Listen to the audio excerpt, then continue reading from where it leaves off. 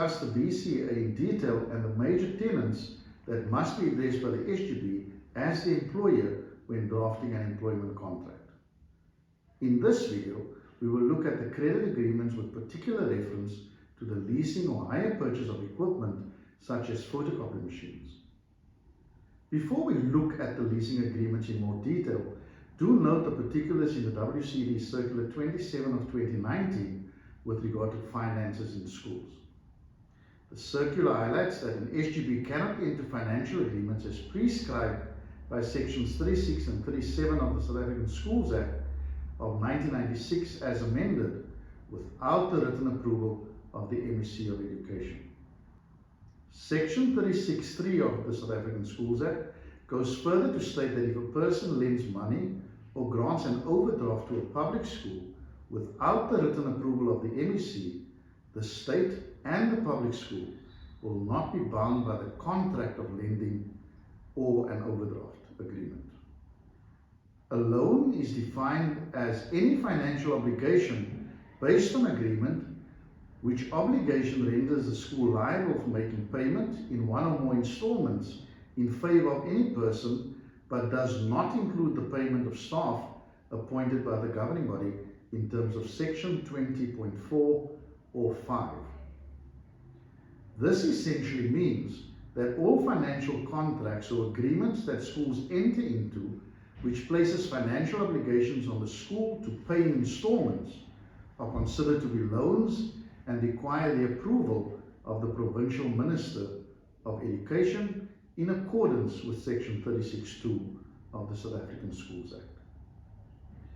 If a governing body wishes to enter into an agreement for a loan or an overdraft facility, the following 6 documents must be submitted to the Deputy Director for Corporate Services at the relevant district office or EDO.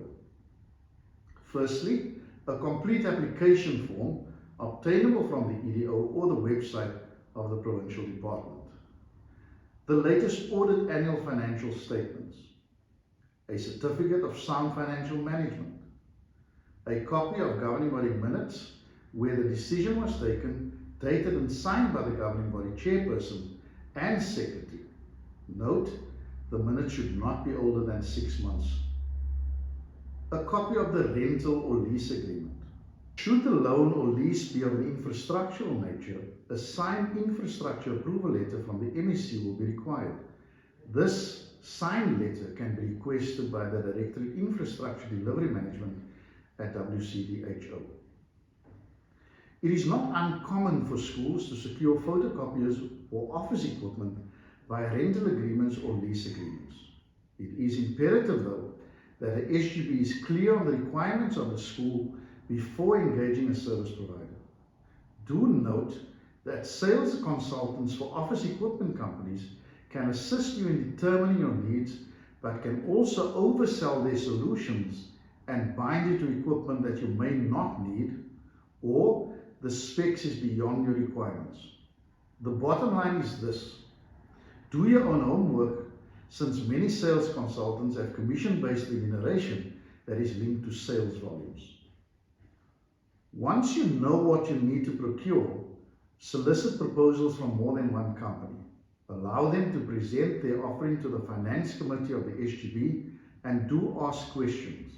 The most common aspects to consider are the following: the specifications of the equipment, the length of the lease or the installment sale. Ordinarily, you will be offered 5-year deals. Optimal lengths are 36 months given the rate at which technology changes. The interest rate, any escalation costs and minimum billing amounts which are based on per copy or minimum copies per month.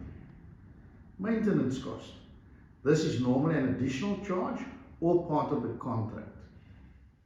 Defaulting costs, should you not be able to sustain the agreement. In this regard, it is not uncommon for companies to offer to take back old machines and then renegotiate the contracts with newer machines with extended contracts. This is never a cheaper option, even if the monthly fees appear to be cheaper initially. Software upgrades, insurance costs, end of lease arrangements, Many sales consultants will offer to arrange any financing through their own finance company. Be aware of the per annum interest rates and whether they are fixed or fluctuate based on the Reserve Bank's lending rate. Companies also incentivize their products through add-ons such as staple units, etc. Look at the cost implications. Add-ons have value if you need them. Further incentives offered are offsets, such as an offer to provide the school with a few laptops or data projectors if certain models of equipment are bought. Note that company representatives often have incentive budgets. They are not doing you any favors through incentives. Incentives are used to close out sales. This brings us to the end of this video, dealing with the leasing or hire purchase of office equipment. In our next video, we will deal with the budget process. In the meantime, do subscribe to our YouTube channel and press the notification bell to receive alerts when new videos are loaded. Thank you for watching, thank you for your feedback, and we will see you soon. Goodbye.